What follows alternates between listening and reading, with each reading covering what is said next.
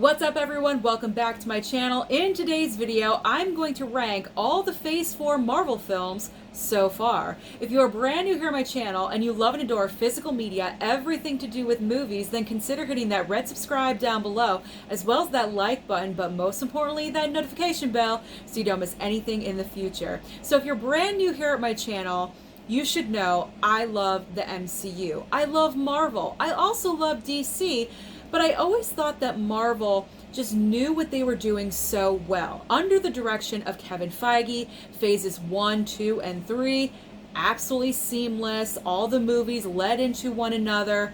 Now, phase 4 has been a little bit rocky. Not a little. It's been a lot. We've had a lot of different storylines going on. We really don't have a roadmap as to where we're going for the next big bad and storylines. It's kind of just a bunch of random movies and introductions to brand new characters like Shang-Chi and the Eternals. So it's kind of been a little all over the map. So I do have my favorites and I do have my not so favorites, and this is my own personal ranking. And I know it's not going to match the majority of people out there, but that is okay because this is my own opinion. So be nice to me down below in the comments. Don't be too harsh to me, because I am going to warn you right now. Spider-Man No Way Home is not my number one. Shocking, I know. It's not my number one, and I have my reasonings for every single one. So let's get started ranking. In last place, this should come as no surprise to anyone. It is The Eternals. Now, this movie, not to say that it's overly bad, because I went into the movie theater with an open mind. I said, you know what? Just shut your brain off and just watch what's in front of you and embrace it for what it is. And I did. But the biggest problem with this movie for me, it doesn't feel like a Marvel movie. Now, granted, we do have the star power with Salma Hayek and Angelina Jolie, but that's not enough. And a few others, sprinkled in there. But they're the most well-known actors in that group. And it's not enough to have those names. I was kind of bored, to be honest. It's a less entertaining movie because of the boredom factor. So because of that reason alone, I have to put it down at the bottom. If I'm not being entertained by it, like thoroughly entertained, exciting fight sequence, yeah, they had decent fight sequences, but nothing like Endgame. I know Endgame is super special. That is something that can never be replicated. I get that, but if it's a Marvel property, I want something good. And we didn't get there. We didn't get there with the Eternals, so Eternals, sorry, you're dead last. Okay, in the 5th spot, this is going to shock a lot of you. It's Doctor Strange in the Multiverse of Madness. Shocking, I know. I know. But I do have reasonings why. So I was very excited when we all first heard Multiverse of Madness. In my head, I'm thinking, wow, they're going to go there. We're doing the multiverse. We're going to be happen and happen and happen. We hopped a few times. We didn't hop enough, in my opinion. We didn't visit enough multiverses. We didn't get as many surprise cameos as I thought there was going to be. So that was a big problem for me. Another problem, an overall problem, was that if you didn't have Wanda, what was this movie going to be honest? Because in my opinion, Wanda was the focus and the center of Doctor Strange 2. Now, the problem with that is if you went into Doctor Strange 2 not watching WandaVision, the Disney Plus show, then you had absolutely no idea why Wanda was going off the rails and she was crazy. She was pretty much the villain of the movie. Spoiler, if you haven't seen it, sorry. But it's true. So if you did not see the Disney Plus show, you were absolutely completely lost, and that could be seen as a disappointment. Now, granted, I did see WandaVision, so that wasn't a disappointment for me, but I just wanted more. I wanted more multiverse hopping. I wanted it to be crazy, insane, off the rails. I thought that's what we were going to get. Tons of cameos, but that did not happen. And then also with Sam Raimi, known for horror directing, this had an immense horror vibe, which I loved.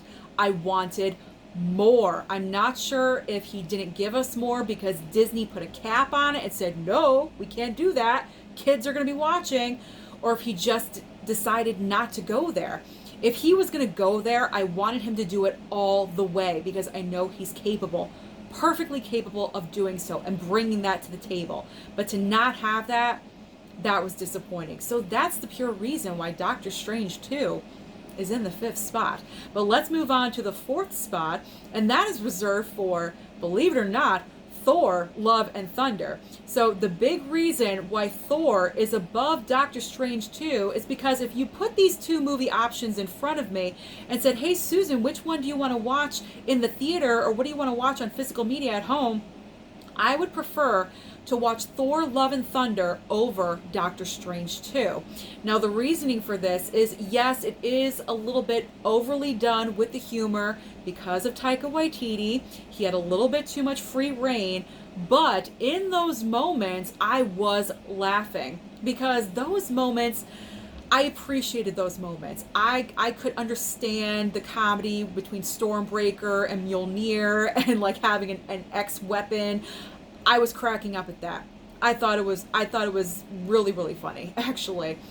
The goats were a little bit annoying with the meh all the time. Like that was, 1-2 times okay, but not like 6 or 7. That got a little annoying.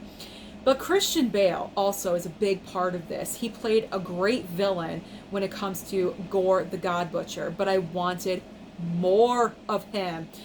He just had his own stamp on creating this character. Where he went, I really loved, and I wanted to see more of it. I really hate the fact that some things just end up on the cutting room floor, and it's been teased that Thor Love and Thunder actually has like a 4-hour runtime. I would love to see what they cut out, because they probably cut out a lot of necessary clips, or I should say scenes from the movie that I'm hoping we just get it with the physical media. That's what I want. I want the physical media. I want the true movie, the real Thor Love and Thunder cut on physical media, because I want to see what it would have been if it wasn't cut to pieces. And it's the shortest MCU film, right around 2 hours. So why they cut out so much, I don't know. I have no idea, but that's the main reason why Thor Love and Thunder is above Doctor Strange 2, because I just had a better time with Thor, to be honest. And I love the soundtrack. Guns N' Roses, man. Like, I was really enjoying myself. All right, in the 3rd spot, Shang-Chi. Shang-Chi is a solid MCU movie. We're being introduced to a brand new character. Loved it. I had a great time with this film. I watched it once in the theater and once at home, and that is it. I really do need to watch this film again, because the bus sequence alone is absolutely amazing. One of the best fight sequences in the MCU, period. Not just in that movie, but a part of the entire MCU. That whole sequence right there, amazing. I loved it in the theater. I was having such a great time. But also what's great about Shang-Chi is that it hits upon those emotional moments right where you need it to. It hits you. And you have that storyline between father and son. It's a great solid movie. It's not wow, all my expectations. But it's a great MCU movie, and it's a great introduction to a brand new character for our MCU future. In 2nd place, you know what it is, because I said it's not number 1. It's Spider-Man No Way Home. Okay. I know a lot of you are probably cursing at me right now with my list. Why is No Way Home in the 2nd spot? Okay. I saw Spider-Man No Way Home 2 times in theater, 1 time at home, and that is it. So 3 times total.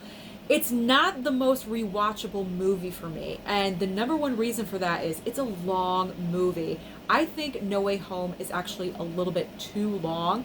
They could have cut out some pieces here and there.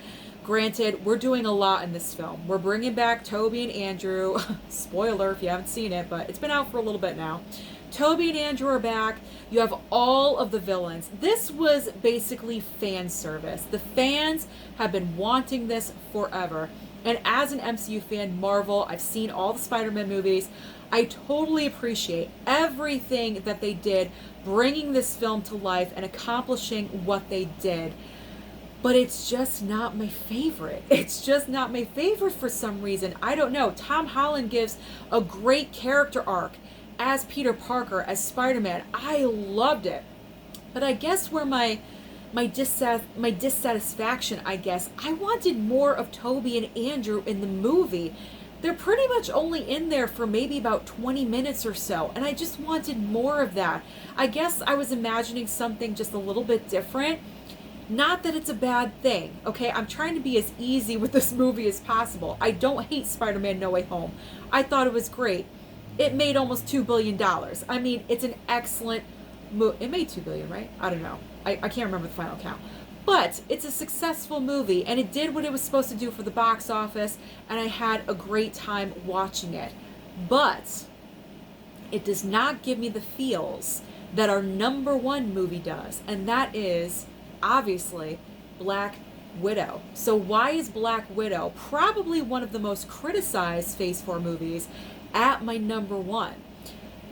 Well, the number one reason is because that film gives me the vibes of prior phases, and it feels like an old school MCU movie to me. And I think it's because it revolves around our Black Widow, Natasha, obviously Scarlett Johansson. Because it, with a lack of the other characters that we know, there's no Tony anymore, there's no Cap. It seems like Natasha was like the last original person. It sounds so stupid, but I felt like I'm messing up right now, but I'm not re-recording this because I've spent 11 minutes now talking, and I'm not re-recording. But it gives me the vibes of an older MCU movie to me, if you know what I mean. It felt different than all of the other movies. But what I really love most is the emotional aspect throughout the entire film. In the beginning, you get the past of Natasha. You realize what she went through, becoming a Black Widow, being with that family, and then being torn away and being thrown into becoming a Black Widow and succeeding, or else she was going to get put down, pretty much. And then knowing her backstory of what she went through, what she had to do to become an Avenger, to get out of that situation, and to become this is an emotional story. It really, truly is. And then the reunion halfway through the movie with her old family 20 years later. We get the introduction of Yelena, played amazingly by Florence Pugh. The chemistry between those two, I adored. I thought it was fantastic. One of my favorite scenes is when they just got attacked and they're sitting outside, they're having a couple of beers, and Yelena's arm is bleeding, and they're just sitting down having that casual chit chat between each other. Oh, you're this, and you're this, and they decide to go ahead and find the Red Room. I love that scene. It's one of my favorite scenes in that entire movie, and I think Black Widow also had great fight sequences. I loved when they were being chased by Taskmaster. The entire fight sequence between Black Widow and Yelena, or I should say Natasha and Yelena, when they first reunite in the apartment, they're fighting each other. That is an amazing fight sequence. I love and adore that. Breaking, what's his name? David Harbour, Red Guardian, out of prison. I love that. The helicopter. I'm saying I love it because I do. I loved all of those aspects. Now, granted, Black Widow is not a perfect movie. I'm the first one to say that. It is not perfect. But it's the closest MCU Phase 4 film that feels like it's from the other phases for me personally. So that is why it is my favorite. It does have weak villains with, the whole leader of the Red Room, and then also what they chose to do with Taskmaster. That was not good. But I was not surprised because MCU is not known for having their strong villains. So when I did see that unfold before me, I wasn't that surprised by it, believe it or not. So that really didn't faze me at all. Like, I kind of just, glanced over it. And I appreciated the other factors of the film. So that is why Black Widow is my number one favorite Phase 4 movie. Plus, I don't know if I said this, it's the most rewatchable for me. I've seen it probably over 10 times now, and I enjoy it every single time. So that is my Phase 4 MCU Marvel ranking so far. Be nice to me down below in the comments, but I want to know what's your ranking down below. Don't forget to like and subscribe before you leave, and I'll see you next time.